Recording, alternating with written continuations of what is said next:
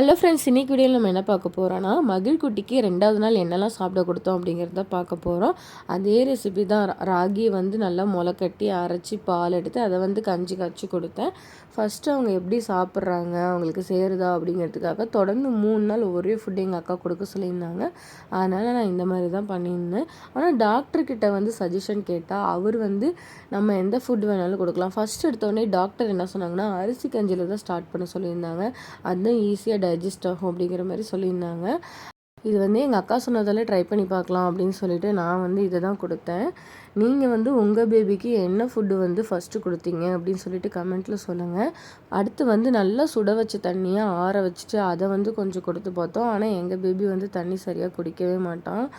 அடுத்து வந்து fruit nibbler, அதாவது கொஞ்சம் நேரம் ஆனதுக்கப்புறமா மத்தியான வாக்கில் வந்து நாங்கள் ஃப்ரூட் நிப்ளரில் கொஞ்சமாக மாதுளப்பழம் போட்டு கொடுத்தோம். அதை நல்லா வந்து கடிச்சு கடிச்சு விளையாண்டுட்டு இருந்தாங்க. இப்போ எவரு ஊருன்னு சொல்லுவாங்கள்ல, அதனால தான் நல்லா கடிச்சு கடிச்சு விளையாடுவாங்க.